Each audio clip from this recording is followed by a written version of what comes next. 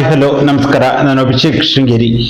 ಇವತ್ತಿನ ಈ ಒಂದು ವಿಶೇಷ ಸಂದರ್ಶನದಲ್ಲಿ ನಮ್ಮ ಜೊತೆ ಶೃಂಗೇರಿ TAPCMS ನ ಮಾಜಿ ಅಧ್ಯಕ್ಷರು, ಶೃಂಗೇರಿ PCLD ಬ್ಯಾಂಕಿನ ಮಾಜಿ ಅಧ್ಯಕ್ಷರು, ಶೃಂಗೇರಿ APMCಯ ಮಾಜಿ ಅಧ್ಯಕ್ಷರು, ಹಾಗೆಯೇ 3 ಬಾರಿ DCC ಬ್ಯಾಂಕ್ನ ನಿರ್ದೇಶಕರಾಗಿ 6.5 ವರ್ಷಗಳ ಕಾಲ ಚಿಕ್ಕಮಗಳೂರು DCC ಬ್ಯಾಂಕ್ನ ಅಧ್ಯಕ್ಷರಾಗಿಯೂ ಕೂಡ ಸೇವೆಯನ್ನು ಸಲ್ಲಿಸಿದಂತವರು, ಜೊತೆಯಲ್ಲಿ ಸತತ 5 ಬಾರಿ ಚಿಕ್ಕಮಗಳೂರು ಜಿಲ್ಲಾ ಒಕ್ಕಲಿಗರ ಸಂಘದ ನಿರ್ದೇಶಕರಾಗಿ, ಉಪಾಧ್ಯಕ್ಷರಾಗಿ ಹಾಗೂ ಅಧ್ಯಕ್ಷರಾಗಿಯೂ ಕೂಡ ಸೇವೆಯನ್ನು ಸಲ್ಲಿಸಿದವರು, ಪ್ರಸ್ತುತ ಮ್ಯಾಮ್ಕೋಸ್ನ ನಿರ್ದೇಶಕರಾಗಿ ಸೇವೆ ಸಲ್ಲಿಸುತ್ತಿರುವಂತರು, ಹಾಗೆಯೇ ಶೃಂಗೇರಿ ತಾಲೂಕು ಪಂಚಾಯಿತಿಯಲ್ಲಿ ಸದಸ್ಯರಾಗಿಯೂ ಕೂಡ ಸೇವೆಯನ್ನು ಸಲ್ಲಿಸಿ ಪ್ರಸ್ತುತ ಬಿಜೆಪಿ ಪಕ್ಷದ ಶೃಂಗೇರಿ ತಾಲೂಕಿನ ಬಹುದೊಡ್ಡ ಮುಖಂಡರಾಗಿ ಸಹಕಾರಿ ಕ್ಷೇತ್ರದಲ್ಲೂ ಕೂಡ ಅಪಾರವಾದ ಸೇವೆಯನ್ನು ಸಲ್ಲಿಸಿರುವಂತಹ ಶ್ರೀಯುತ ಕಚ್ಚೋಡಿ ಶ್ರೀನಿವಾಸ್ ಅವರು ನಮ್ಮ ಜೊತೆ ಇದ್ದಾರೆ.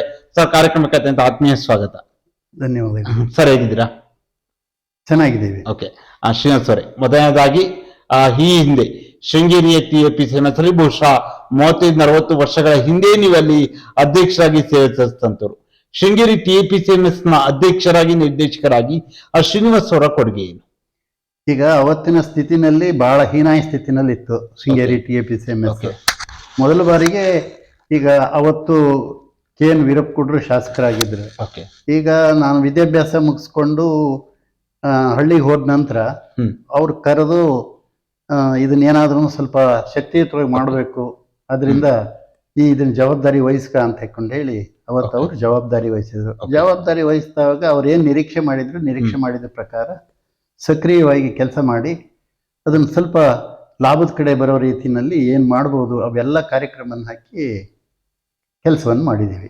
ಅಂದ್ರೆ ಅಂದಿನ ನಿಮ್ಮ ಒಂದು TAPCMS ಈಗ ಪ್ರಸ್ತುತ ಇರುವಂತ TAPCMS ಈಗ ಕೂಡ ಮೊನ್ನೆ ಅಷ್ಟೇ ಚುನಾವಣೆ ಆಗಿರುವಂತದ್ದು, ಏನ್ ಡಿಫ್ರೆನ್ಸ್ ಏನ್ ಕಂಡು ಬರ್ತಾ ಇದೆ? ಅವತ್ತಿನ TAPCMS ಪರಿಸ್ಥಿತಿ ಹೇಗಿತ್ತು ಅಂತಂದ್ರೆ ಅಗತ್ಯ ವಸ್ತುಗಳನ್ನ ವಿತರಣೆ ಮಾಡೋದು ಬಿಟ್ಬಿಟ್ರೆ, ಎಲ್ಲಾದ್ರೂ ಸ್ವಲ್ಪ ಮಟ್ಟಿಗೆ ಗೊಬ್ಬರ ಏನಾದ್ರು ತಂದು ಹಂಚೋದು ಬಿಟ್ಬಿಟ್ರೆ ಬೇರೆ ಇನ್ನೇನು ಕೆಲಸ ಮಾಡುವಂತ ಶಕ್ತಿ ಆ TAPCMS ನಲ್ಲಿ ಇರ್ಲಿಲ್ಲ.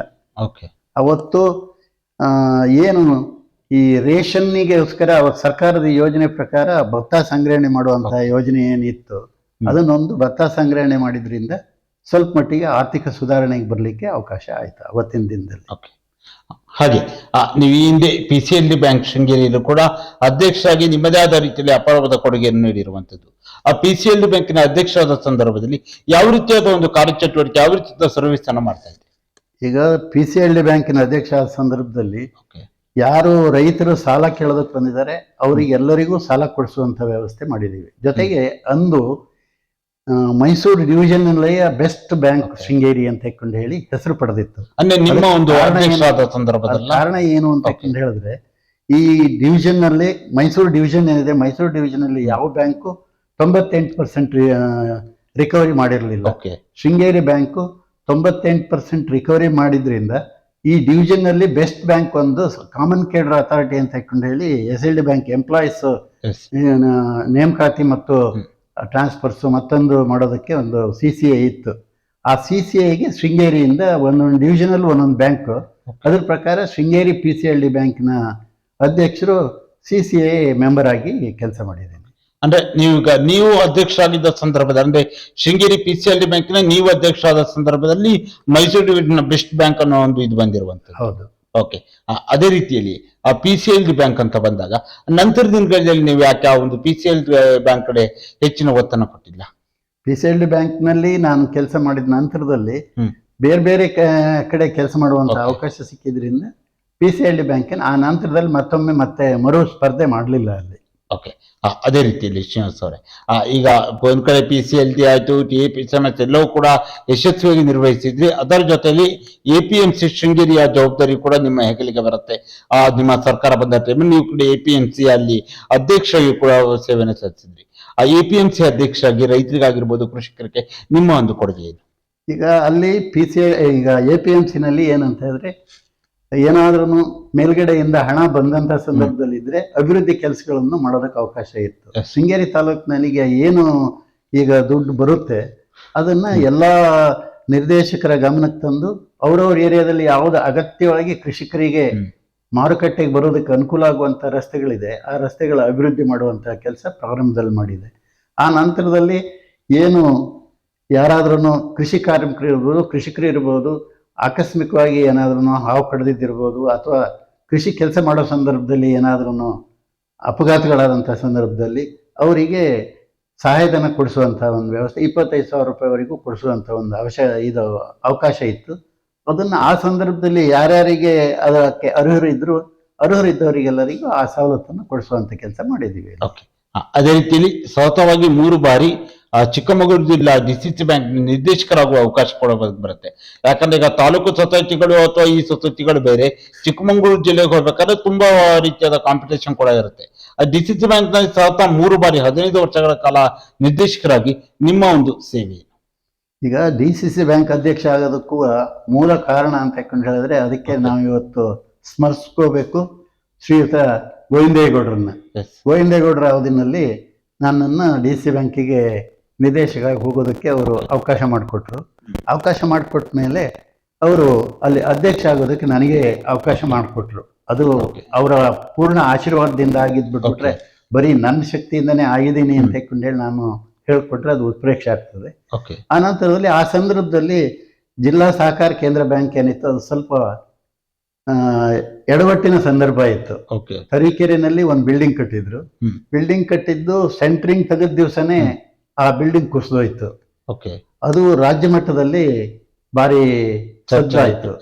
ಆ ಸಂದರ್ಭದಲ್ಲಿ ನಾನು ಅಧ್ಯಕ್ಷ ಆದ್ಮೇಲೆ ಮೊದಲಿಗೆ ಅದನ್ನ ಪುನರ್ ನಿರ್ಮಾಣ ಮಾಡಿ ಅದರ ಇನಾಗ್ರೇಷನ್ನಿಗೆ ಅವತ್ತು ಏನು ಸಹಕಾರ ಮಂತ್ರಿಗಳಿದ್ರು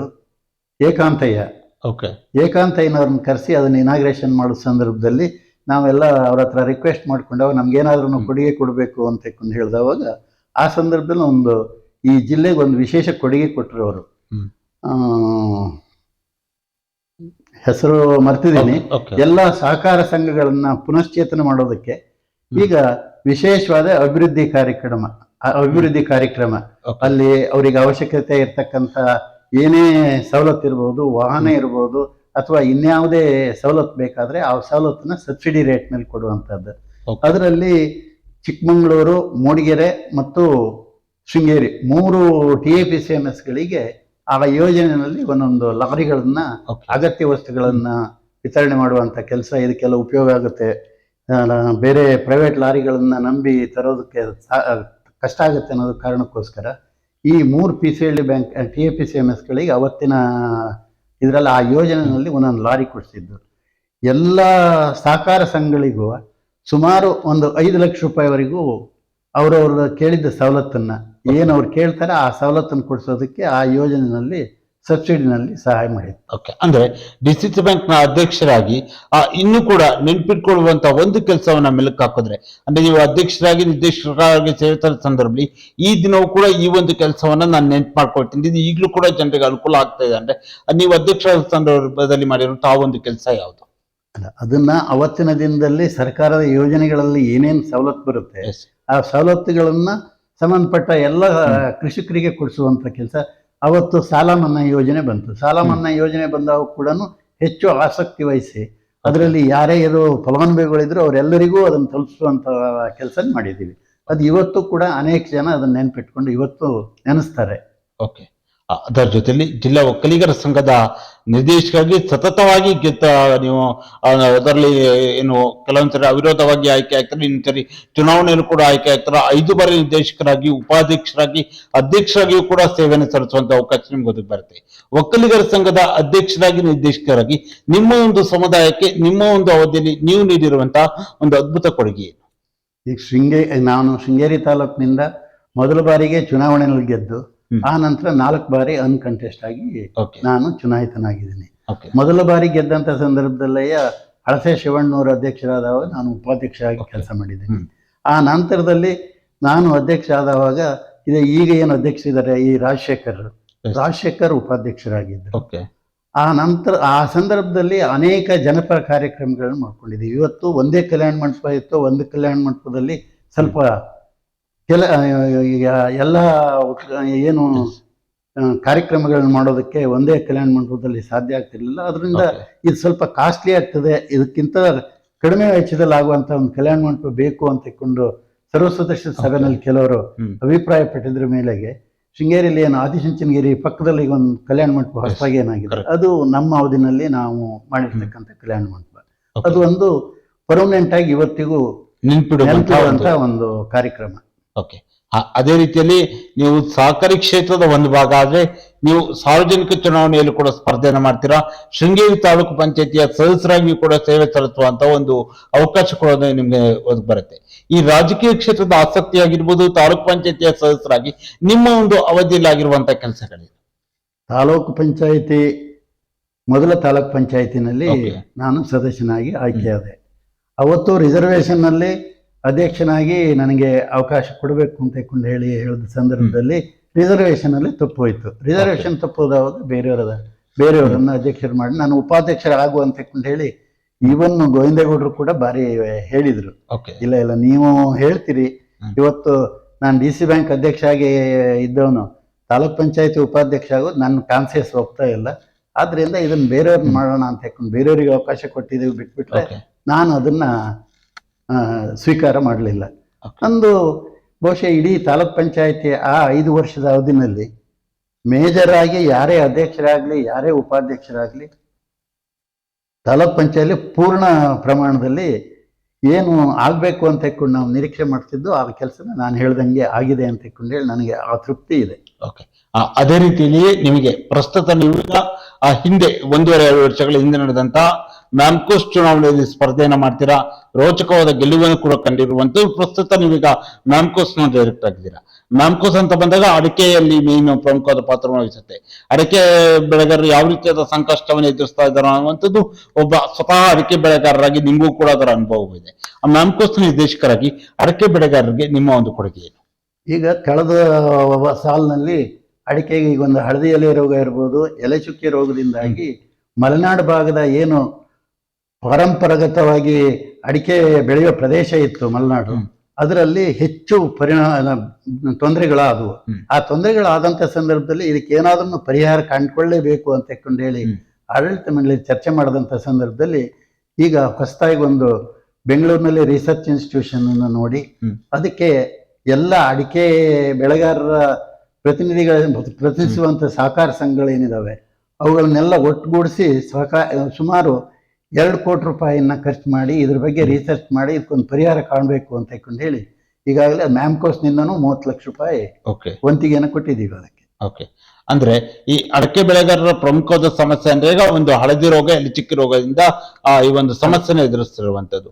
ಈ ಹಳದಿ ಎಲೆ ಚುಕ್ಕಿ ರೋಗಕ್ಕೆ ಸಂಬಂಧಪಟ್ಟ ಹಾಗೆ ಆ ಮ್ಯಾಮ್ಕೋಸ್ ಇಂದ ಅಥವಾ ಬೇರೆ ಬೇರೆ ರಿಸರ್ಚ್ ಸೆಂಟರ್ಗಳಿಗೆ ಭೇಟಿ ಕೊಡುವುದಾಗಿರ್ಬೋದು ಅಥವಾ ಈ ಒಂದು ಸಮಸ್ಯೆನ ಬಗೆಹರಿಸುವ ನಿಟ್ಟಿನಲ್ಲಿ ಯಾವ ರೀತಿಯಾಗಿ ನಿಮ್ಮ ಒಂದು ಮ್ಯಾಮ್ಕೋಸ್ ಸಂಸ್ಥೆ ಕಾರ್ಯಪ್ರವೃತ್ತವಾಗಿದೆ? ಈಗ ಅದ್ರ ಬಗ್ಗೆ ಈಗ ಸಂಬಂಧಪಟ್ಟಂತೆ ಏನು ವಿಟ್ಲಾದಲ್ಲಿ ಸೆಂಟ್ರಲ್ ರಿಸರ್ಚ್ ಸ್ಟೇಷನ್ ಇದೆ, ಅಲ್ಲಿ ವಿಸಿಟ್ ಮಾಡಿ ಅಲ್ಲಿ ಸೈಂಟಿಸ್ಟ್ ಜೊತೆಗೆ ಸಹಿತ ಚರ್ಚೆ ಮಾಡಿದ್ದೀವಿ. ಅದೇ ರೀತಿ ಬೇರೆ ಬೇರೆ ಕಡೆ ಎಲ್ಲೆಲ್ಲಿ ಸರ್ಕಾರದ ನೇಮಿತ ಸಂಸ್ಥೆ ಇದೆ, ಈಗ ತೀರ್ಥಹಳ್ಳಿನೂ ಇರ್ಬೋದು ಅಡಿಕೆ ರಿಸರ್ಚ್ ಸೆಂಟರ್, ಶೃಂಗೇರಿನಲ್ಲಿ ಒಂದು ಅಡಿಕೆ ರಿಸರ್ಚ್ ಸೆಂಟರ್ ಇದೆ, ಅವಕ್ಕೆಲ್ಲಕ್ಕೂ ಭೇಟಿ ಕೊಟ್ಟು ಅಲ್ಲಿ ಏನು ತಜ್ಞರು ಇದ್ರು ಅವ್ರ ಜೊತೆಗೆ ಸಾಕಷ್ಟು ಚರ್ಚೆ ಮಾಡಿ ಇದಕ್ಕೊಂದು ಪರಿಹಾರ ಕಂಡುಕೊಳ್ಳೇಬೇಕು ಅಂತ ಹೇಳೋದನ್ನ ಅವ್ರ ಗಮನಕ್ಕೂ ಎಲ್ಲ ತಂದು ಆ ನಂತರದಲ್ಲಿ ಈ ಸರ್ಕಾರಿ ಸಂಸ್ಥೆಗಳಿಂದ ಇದಕ್ಕೆ ಪರಿಹಾರ ಸಿಗೋದು ಕಷ್ಟ ಅಂತ ಹೇಳಿ ಅನ್ಸಿದ್ರಿಂದ ಇವತ್ತು ಪ್ರೈವೇಟ್ ಏಜೆನ್ಸಿನ ನಾವು ಎಲ್ಲ ಅಡಿಕೆ ಸಹಕಾರ ಸಂಘಗಳು ಏನಿದಾವೆ ಅವು ಎಲ್ಲವೂ ಸೇರಿ ಕ್ಯಾಂಪ್ಕೋ ಇರ್ಬೋದು, ಮ್ಯಾಮ್ಕೋ ಇರ್ಬೋದು, ತುಮ್ಕೋಸ್ ಇರ್ಬೋದು, ಇವೆಲ್ಲ ಸಂಸ್ಥೆಗಳು ಒಟ್ಟು ಸೇರಿ ಅವು ಈಗ ಬೇರೆಯವರಿಗೆ ರಿಸರ್ಚ್ ಮಾಡೋದಕ್ಕೆ ಕೊಟ್ಟಿದ್ದೀವಿ. ಅವ್ರು ಮೊನ್ನೆ ತಾನೇ 1 ರೌಂಡ್ ಈಗ ಶೃಂಗೇರಿ, ಕೊಪ್ಪ ಎಲ್ಲ ಕಡೆ ಬಂದು ಸ್ಪಾಟ್ ವಿಸಿಟ್ ಮಾಡಿ ಇಲ್ಲಿಂದ ಸಾಯಿಲ್ ಶಾಂಪಲ್ ಎಲ್ಲ ತಗೊಂಡು ಹೋಗಿದ್ದಾರೆ. ಅಂದ್ರೆ ಈ ಅಡಿಕೆ ಚುಕ್ಕಿ ರೋಗ ಹಳದಿ ರೋಗಕ್ಕೆ ಶಾಶ್ವತ ಪರಿಹಾರ ನಿರೀಕ್ಷೆ ಮಾಡಬಹುದಾ? ಈಗ ಇದುವರೆಗೂ ರಿಸರ್ಚ್ ಮಾಡಿದಂತ ಎಲ್ಲ ಸಂಸ್ಥೆಗಳು ಇದಕ್ಕೆ ಪರ್ಮನೆಂಟ್ ಸೊಲ್ಯೂಷನ್ ಇಲ್ಲ ಅನ್ನೋದನ್ನ ಅವರು ಹೇಳ್ತಾ ಇದ್ದಾರೆ. ಆದರೆ ಅದ್ರ ಎಷ್ಟು ಮಟ್ಟಿಗೆ ಸಾಧ್ಯ ಅನ್ನೋದನ್ನ ಇನ್ನೂ ನಾವು ಯೋಚನೆ ಮಾಡ್ಬೇಕು. ಇನ್ನೂ ಅಡ್ವಾನ್ಸ್ ಟೆಕ್ನಾಲಜಿ ಎಲ್ಲ ಬಂದಿರೋದ್ರಿಂದ ಆ ಅಡ್ವಾನ್ಸ್ ಟೆಕ್ನಾಲಜಿಯಲ್ಲಿ ಏನಾದ್ರೂ ಇದಕ್ಕೆ ಪರಿಹಾರ ಸಿಗುತ್ತಾ ಅಂತ ನೋಡ್ಬೇಕು ಅಂತ ಹೇಳೋದಕ್ಕೋಸ್ಕರ ಈಗ ಪ್ರೈವೇಟ್ ನಲ್ಲಿ ನಾವು ಪ್ರಯತ್ನ ಮಾಡ್ತಾ ಇದ್ದೀವಿ. ಶ್ರೀನಾಥ್ ಸರ್, ನೀವು ಕೂಡ ಹಲವಾರು 4-5 ದಶಕಗಳಿಂದ ರಾಜಕೀಯ ಜೀವನದಲ್ಲಿ ಇರುವಂತದ್ದು, ಅದರಲ್ಲೂ ಹೆಚ್ಚಿನದಾಗಿ ನೀವು ಸಹಕಾರಿ ಕ್ಷೇತ್ರ ಬಹುತೇಕ ಎಲ್ಲಾ ಸಹಕಾರಿ ರಂಗದಲ್ಲಿ ಕೂಡ ನೀವು ಸೇವೆಯನ್ನು ಸಲ್ಲಿಸಿರುವಂತದ್ದು.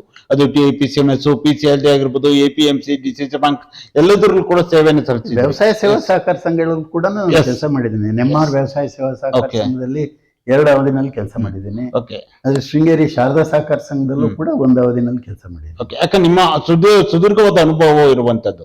ಹಿಂದೆ ನಡೀತಿರುವಂತಹ ಸಹಕಾರಿ ಕ್ಷೇತ್ರ ಚುನಾವಣೆಗೂ ಈಗ ಪ್ರೆಸೆಂಟ್ ನಡೀತಿರುವಂತಹ ಸಹಕಾರಿ ಕ್ಷೇತ್ರ ಎರಡನ್ನೂ ಕೂಡ ನೀವು ಬಲ್ಲ, ಎಲ್ಲರೂ ಕೂಡ ಎರಡು ಚುನಾವಣೆಗಳನ್ನು ಕೂಡ ನೀವು ನೋಡಿದ್ದೀರಾ. ನನಗೆ ತಿಳಿದ ಮಟ್ಟಿಗೆ ಹಿಂದೆ ಸಹಕಾರಿ ಕ್ಷೇತ್ರ ಚುನಾವಣೆ ಒಂದು ಸೇವೆ ರೂಪದಲ್ಲಿ ನಡೀತಾ ಇತ್ತು, ಆದ್ರೆ ಈಗಿನ ಸಹಕಾರಿ ಕ್ಷೇತ್ರ ಚುನಾವಣೆಗಳು ಪ್ರತಿಷ್ಠೆ ಮತ್ತು ಹಣದ ಹೊಳೆ ಹರಿತಾ ಇರುವಂತದ್ದು ಎಲ್ಲರೂ ಕೂಡ ಗಮನಿಸ್ತಾ ಇದ್ದಾರೆ. ಇದು ಯಾಕೆ ಈ ರೀತಿಯಾದ ಬದಲಾವಣೆಗಳಿಗೆ ಕಾರಣವಾಗಿದೆ? ಸಹಕಾರಿ ಕ್ಷೇತ್ರದಲ್ಲಿ ನಿಜವಾಗೂ ಆದ್ರೆ ಹಣದ ಹೊಳೆ ಹರಿಯಬಾರದು. ಸಹಕಾರಿ ಕ್ಷೇತ್ರದ ಅಭಿವೃದ್ಧಿನೇ ಮನಸ್ಸಿನಲ್ಲಿ ಇಟ್ಕೊಂಡು ಕೆಲಸ ಮಾಡೋದಾದ್ರೆ ಹಣ ಕೊಡಬೇಕಾದ ಅವಶ್ಯಕತೆ ಇಲ್ಲ. ನಾವು ಇದುವರೆಗೂ ಯಾವುದೇ ಚುನಾವಣೆಗೆ ನಿಂತಿದ್ರು TAPCMS ಇರ್ಬೋದು, PLD ಬ್ಯಾಂಕ್ ಇರ್ಬೋದು, ಅಥವಾ ಮ್ಯಾಮ್ಕೋಸ್ ಇರ್ಬೋದು, DCC ಬ್ಯಾಂಕ್ ಇರ್ಬೋದು, ಯಾವ ಚುನಾವಣೆನಲ್ಲೂ ಈವನ್ ತಾಲೂಕ್ ಪಂಚಾಯತಿ ಇರ್ಬೋದು, ಯಾವ ಚುನಾವಣೆನಲ್ಲೂ ಯಾರಿಗೂ 1 ರೂಪಾಯಿ ಕೊಟ್ಟು ಮತ ಕೇಳುವಂತಹ ಪರಿಸ್ಥಿತಿ ನಮಗೆ ಬಂದಿರಲಿಲ್ಲ. ಇವತ್ತಿನ ಸ್ಥಿತಿ ಎಲ್ಲ ನೋಡಿದವಾಗ ಈಗ ಒಂದು ಓಟಿಗೆ 2,000 ಕೊಡ್ತಾರೆ, 3,000 ಕೊಡ್ತಾರೆ, 5,000 ಕೊಡ್ತಾರೆ ಅಂತೇಳಿ ಹೇಳಿದ್ರೆ ಅವರು ಅಲ್ಲಿ ಏನಾದರೂ ಷೇರುದಾರರ ಮೇಲೆ ಇನ್ವೆಸ್ಟ್ ಮಾಡಿದ್ದನ್ನ ಇನ್ನೊಂದು ಕಡೆ ಏನಾದರೂ ಅದನ್ನು ವಾಪಸ್ ತಗೋಬೇಕು ಅಂತ ಯೋಚನೆ ಮಾಡುವಂತ ಮನೋಭಾವ ಬಂದ್ರೆ ಯಾವ ಸಹಕಾರ ಸಂಘನೂ ಮುಂದಿನ ದಿನದಲ್ಲಿ ಅಭಿವೃದ್ಧಿ ಆಗ್ಲಿಕ್ಕೆ ಸಾಧ್ಯ ಇಲ್ಲ. ಅದು ನಶಿಸಿ ಹೋಗುವಂತ ಪರಿಸ್ಥಿತಿ ಬರಬಹುದು. ಇತ್ತೀಚೆಗೆ ನಾವೊಂದು ಬೇರೆ ಹೋಗೋದು ಬೇಡ, ಇತ್ತೀಚೆಗೆ ಒಂದು 4-5 ದಿನಗಳ ಹಿಂದೆ ನಡೆದಂತಹ ಶೃಂಗೇರಿ TAPCMS ಚುನಾವಣೆಯು ಕೂಡ ದುಡ್ಡಿನ ಹೊಳೆ ಹರಿತು ಅನ್ನುವ ಮಾತುಗಳು ಸಾರ್ವಜನಿಕ ವಲಯದಲ್ಲಾಗಿರ್ಬೋದು, ಅಲ್ಲಿ ತುಂಬಾ ಜನರು ಅಲ್ಲಿ ಬಂದಂತವ್ರು ಕೂಡ ಮಾತನಾಡ್ತಾರೆ. ನಾವು ಖುದ್ದಾಗಿ ಗಮನಿಸಿರುವಂತ ಅಂದ್ರೆ ಒಂದು ಶೃಂಗೇರಿ ಅಂತಹ ಒಂದು TAPCMS ಚುನಾವಣೆಯಲ್ಲಿ ಕೂಡ ಒಂದು ಓಟಿಗೆ 2,000, 3,000 ಕೊಡಕ್ಕೆ ಹೋಗ್ತಾರಂದ್ರೆ ಅಂದ್ರೆ ಈ ಒಂದು ಸಹಕಾರಿ ಕ್ಷೇತ್ರದ ವ್ಯವಸ್ಥೆ ಎತ್ತ ಕಡೆ ಹೋಗ್ತಾ ಇದೆ ಅನ್ನೋ ಒಂದು ಪ್ರಶ್ನೆ ಕೂಡ ಬರುತ್ತಲ್ವಾ? ಖಂಡಿತ ಬರುತ್ತೆ. ಅದಕ್ಕೆ ಇವತ್ತಿನ ಜನಪ್ರತಿನಿಧಿಗಳೇ ಅದಕ್ಕೆಲ್ಲ ಕಾರಣ ಅಂತ ಹೇಳಿ ನನ್ನ ಅಭಿಪ್ರಾಯ. ಈಗ ಅವರು ನನ್ನ ಪಕ್ಷದವರೇ ಗೆಲ್ಲಬೇಕು ಅಂತ ಹೇಳಿ ಅವರೇ ಅದಕ್ಕೆ ಮೂಲ ಪೀಠಿಕೆ ಹಾಕಿ ನಾನೊಂದು 2 ಲಕ್ಷ ಕೊಡ್ತೀನಿ, ನಾವು 1 ಲಕ್ಷ ಕೊಡ್ತೀನಿ, ನೀವು ಹೇಗಾದ್ರೂ ಮಾಡಿ ನೀವು ಗೆದ್ದು ಬರಬೇಕು ಅಂತ ಹೇಳುವಂತ ಮನೋಭಾವ ಅವರು ತುಂಬಿಸಿದ್ರೆ ನಿರ್ದಯ ಯಾರು ಸ್ಪರ್ಧೆ ಮಾಡಿದವರಿಗೆ ಅವರಿಗೆ ನೀವು ಅವ್ರು ದುಡ್ಡು ಕೊಡ್ತಾರೆ, ಅವ್ರು ದುಡ್ಡು ಕೊಟ್ಟಿದ್ದನ್ನು ನಾವು ಹಂಚಿ ನಾವು ಅದನ್ನು ಅಧಿಕಾರ ಹಿಡಿಯೋಣ ಅಂತ ಹೇಳಿ ಯೋಚನೆ ಮಾಡೋದು ಸಹಜ. ಆ ದೃಷ್ಟಿಯಿಂದ ಇವತ್ತು ಆ ಕಡೆಗೆ ಹೋಗ್ತಾ ಇದೆ. ಖಂಡಿತ ಇದು ಒಳ್ಳೆಯ ಬೆಳವಣಿಗೆ ಅಲ್ಲ, ಲಕ್ಷಣನೂ ಅಲ್ಲ. ಶಿವನ್ ಸರ್, ಅದೇ ರೀತಿಯಲ್ಲಿ ಸಹಕಾರಿ ಕ್ಷೇತ್ರ ಚುನಾವಣೆಗಳಲ್ಲಿ ಮತದಾರರಿಗೆ ಹಣವನ್ನು ಕೊಟ್ಟು ಮತವನ್ನು ಹಾಕಿಸೋದ್ರಿಂದ ಮುಂದಿನ ದಿನಗಳಲ್ಲಿ ಇದು ಯಾವ ರೀತಿಯಾದ ಒಂದು ದುಷ್ಪರಿಣಾಮಕ್ಕೆ ಕಾರಣ ಆಗುತ್ತೆ? ದುಷ್ಪರಿಣಾಮ ಅಂತ ಹೇಳಿದ್ರೆ ಈಗ ನಾಳೆ ಈಗ ಒಂದು ಯಾರೇ ಆಗಲಿ, ಈಗ ಶಕ್ತಿ ಇದ್ದವರು ಸ್ವಲ್ಪ ಜಾಸ್ತಿ ಖರ್ಚು ಮಾಡ್ಬೋದು, ಶಕ್ತಿ ಇಲ್ಲದವನು ಸ್ವಲ್ಪ ಖರ್ಚು ಮಾಡ್ತಾನೆ. ಈಗ ಅವಾಗ ಏನಾಗುತ್ತೆ ಅಂತ ಹೇಳಿದ್ರೆ ನಾಳೆ ಯಾವ್ದಾದ್ರು ಅಲ್ಲಿ ಕಮಿಷನ್ ಹೊಡೆಯುವಂತ ಅವಕಾಶ ಸಿಗುತ್ತೆ ಅಂತ ಹೇಳಿ ಕಾಯೋದಕ್ಕೆ ಸಾಧ್ಯತೆ ಇರುತ್ತೆ. ಅದರಿಂದ ಸಹಕಾರ ಸಂಘಕ್ಕೆ ಲಾಸ್ ಆಗುತ್ತೆ ಬಿಟ್ಬಿಟ್ರೆ ಈಗ ಯಾರು ಖರ್ಚು ಮಾಡಿದವರಿಗೆ ಯಾರಿಗೂ ಅದರಿಂದ ನುಕ್ಸಾನ್ ಆಗಲ್ಲ. ನೀವು ಕೂಡ ಸಹಕಾರಿ ಕ್ಷೇತ್ರದಿಂದ ಬಂದಾಗ ಹಲವಾರು ಅನುಭವವನ್ನು ಪಡೆದಿರುವಾಗ ಆ ಸಹಕಾರಿ ಕ್ಷೇತ್ರದಲ್ಲಿ ಬರುವಂತ ಯುವಕರಿಗೆ ಮುಂದೆ ಕೂಡ ಹಲವಾರು ಯುವಕರು ಕೂಡ ಈಗ ಸಹಕಾರಿ ಕ್ಷೇತ್ರ ಬರಬೇಕು ಅಂತ ಕೆಲವರು ಆಸಕ್ತಿಯನ್ನು ವಹಿಸ್ತಾ ಇದ್ದಾರೆ, ಕೆಲವರು ಕೂಡ ಈಗಾಗಲೇ ಯುವಕರು ಕೂಡ ಸಹಕಾರಿ ಕ್ಷೇತ್ರದಲ್ಲಿ ಬೇರೆ ಬೇರೆ ಜವಾಬ್ದಾರಿಯನ್ನು ಕೂಡ ನಿರ್ವಹಿಸ್ತಾ ಇದ್ದಾರೆ.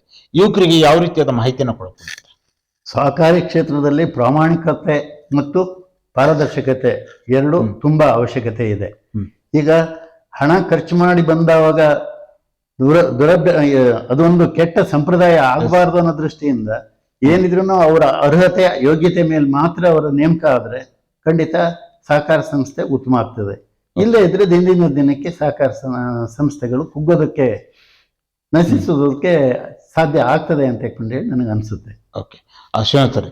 ಸಹಕಾರಿ ಕ್ಷೇತ್ರದಲ್ಲಿ ಅಂತ ಬಂದಾಗ, ರಾಜಕೀಯ ಕ್ಷೇತ್ರ ಅಂತ ಬಂದಾಗ ಈಗ ಪ್ರೆಸೆಂಟ್ ನಾವು ದುಡ್ಡಿಂದು ಇವೆಲ್ಲ ಒಂದು ಭಾಗ ಆದ್ರೆ ಈಗ ರಾಜಕೀಯವಾಗಿ ಆಗಿರ್ಬೋದು ಸಹಕಾರಿ ಕ್ಷೇತ್ರ ಕುರಿತಾಗಿ ಕಚೋಡಿ ಶ್ರೀನಿವಾಸ್ ಅವರು ಮುಂದಿನ ದಿನಗಳಲ್ಲಿ ಏನ್ ನಿರೀಕ್ಷೆ ಇಟ್ಕೊಂಡಿದ್ದಾರೆ? ಮುಂದಿನ ದಿನಗಳಲ್ಲಿ ತುಂಬಾ ನಿರೀಕ್ಷೆ ಮಾಡೋದು ಕಷ್ಟ ಅಂತ ಅನ್ಸಕ್ ಶುರುವಾಗಿದೆ ಈಗಾಗಲೇ. ನಾವಂತೂ ಇನ್ ಯಾವ ಮುಂದಿನ ಚುನಾವಣೆ ಯಾವ್ದು ಚುನಾವಣೆಗೆ ಸ್ಪರ್ಧೆ ಮಾಡುವಂತ ಆಲೋಚನೆನೂ ನಮ್ಮ ಮನಸ್ಸಿನಲ್ಲಿ ಇಲ್ಲ. ಈಗ ಏನ್ ಅವಕಾಶ ಸಿಕ್ಕಿದೆ ಅಲ್ಲಿ ಪ್ರಾಮಾಣಿಕವಾಗಿ ಸೇವೆ ಮಾಡಿ ಜನರ ವಿಶ್ವಾಸವನ್ನ ಏನು ಇದೆ ಅದನ್ನ ಹಂಗೆ ಉಳಿಸ್ಕೊಂಡು ಹೋಗ್ಬೇಕನ್ನೋದು ಅಷ್ಟೇ ನನ್ನ ಒಂದು ಆಸೆ. ನಾನು ನೇರವಾಗಿ ಕೇಳ್ತೀನಿ ಸರ್, ಇತ್ತೀಚಿನ ದಿನಗಳಲ್ಲಿ ಕಚೋಡಿ ಶ್ರೀನಿವಾಸ್ ಅವರು ರಾಜಕೀಯದಿಂದ ದೂರ ಉಳಿದು ಏನ್ ಕಾರಣ?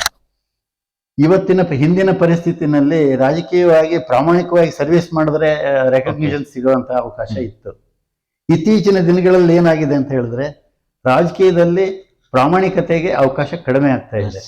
ಏನಿದ್ರು ಕೋಟಿ ಹೊಡಿಬೇಕು, ಲಕ್ಷ ಖರ್ಚು ಮಾಡಬೇಕು ಅಂತ ಹೇಳ್ಕೊಂಡು ಹೇಳಿ. Yes. ಈಗ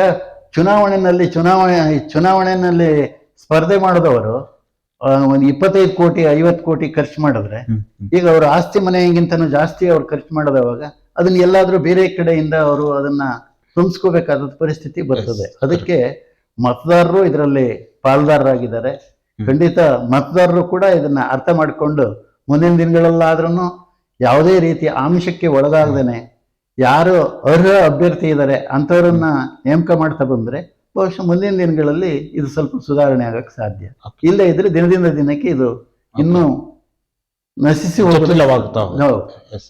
ಅದೇ ರೀತಿಯಲ್ಲಿ ಮುಂದಿನ ದಿನಗಳಲ್ಲಿ ಪುನಃ ಕಚ್ಚೋಡಿ ಶ್ರೀನಿವಾಸ್ ಅವರು ರಾಜಕೀಯವಾಗಿ ನೀವು ಸ್ಪರ್ಧೆ ಮಾಡಿಲ್ಲ ಅಂದ್ರೂ ಕೂಡ ನಿಮ್ಮ ಪಕ್ಷ ನೀವು ಈಗ ಬಿಜೆಪಿ ಪಕ್ಷದಲ್ಲಿರುವಂತದ್ದು, ಆ ಬಿಜೆಪಿ ಪಕ್ಷದಲ್ಲಿ ಮುಂದಿನ ದಿನಗಳಲ್ಲಿ ಕಚ್ಚೋಡಿ ಶ್ರೀನಿವಾಸ್ ಅವರು ಸಕ್ರಿಯವಾಗಿ ಕೆಲಸ ಕಾರ್ಯಗಳನ್ನ ಮಾಡ್ತಾರ?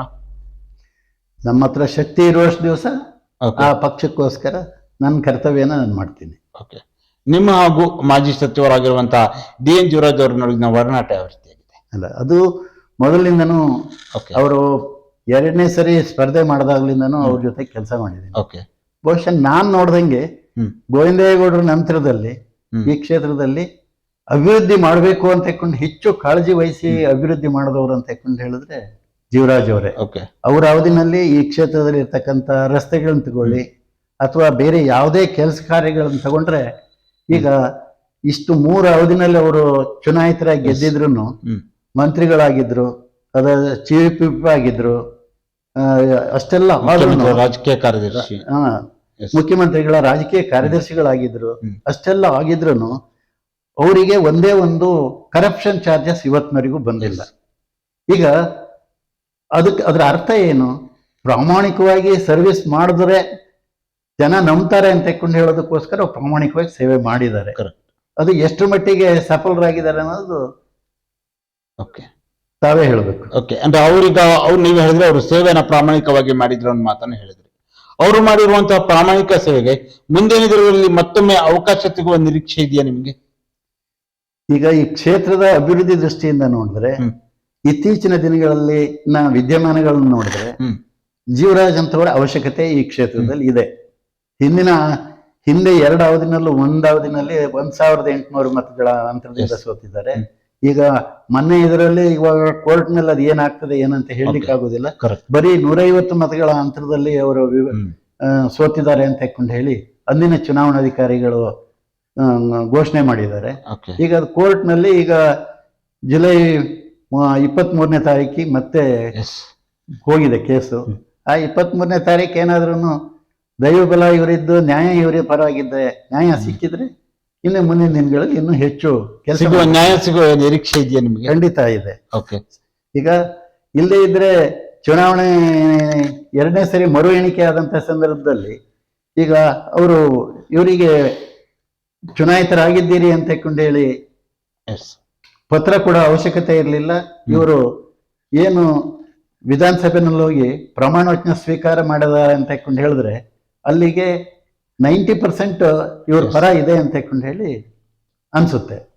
ಇನ್ನು ಕೋರ್ಟ್ ಏನ್ ತೀರ್ಮಾನ ಕೊಡ್ತದೆ ಅದಕ್ಕೆ ಅವ್ರು ಭದ್ರ ಆಗ್ಬೇಕಾಗ್ತದೆ ಅಷ್ಟೇ.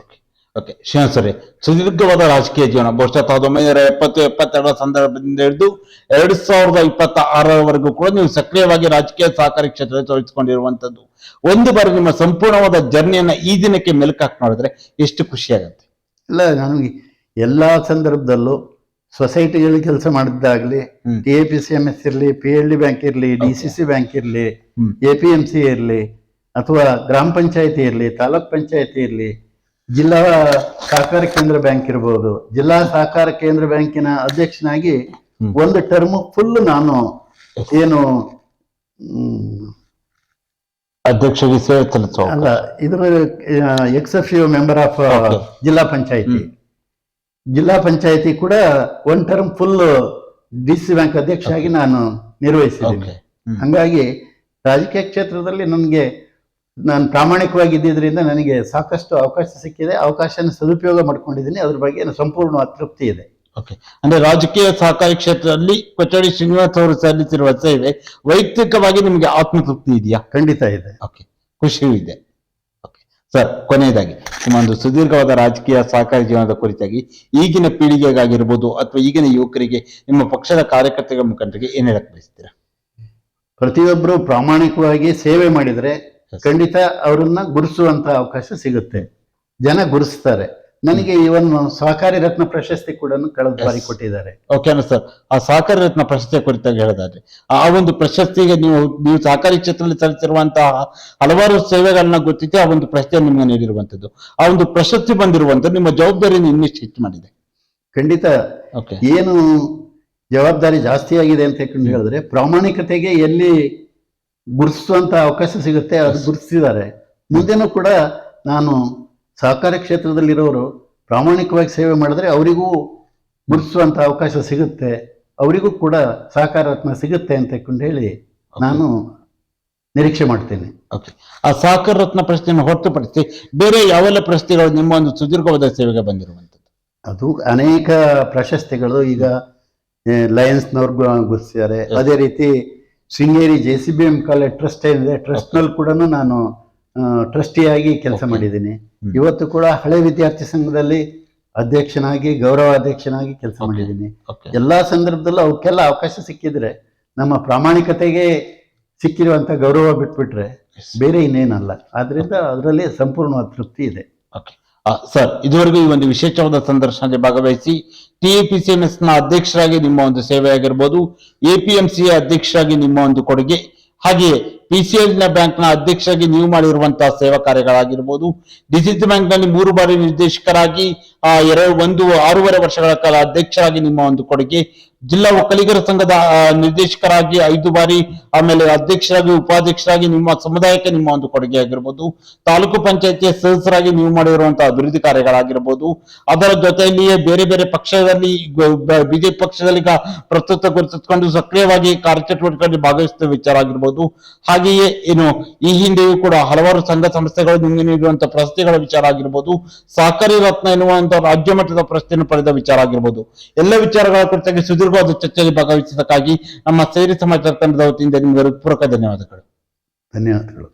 ನೋಡಿದ್ರೆ ವೀಕ್ಷಕರೇ, ಇದು ಸಹಕಾರಿ ರತ್ನ ಪ್ರಶಸ್ತಿಯನ್ನು ಪಡೆದಿರುವಂತಹ ಶೃಂಗೇರಿ ಕ್ಷೇತ್ರದ ಮಟ್ಟಿಗೆ ಅತ್ಯಂತ ಹಿರಿಯ ಸಹಕಾರಿಗಳು, ರಾಜಕೀಯ ಎಲ್ಲಾ ಕ್ಷೇತ್ರದಲ್ಲೂ ಕೂಡ ತಮ್ಮದೇ ಆದ ಛಾಪನ್ನು ಮೂಡಿಸಿರುವಂತಹ ಶ್ರೀಯುತ ಶ್ರೀನಿವಾಸ್ ಕಚೋಡಿ ಅವರ ಜೊತೆಗಿನ ವಿಶೇಷ ಸಂದರ್ಶನ. ನಮಸ್ಕಾರ.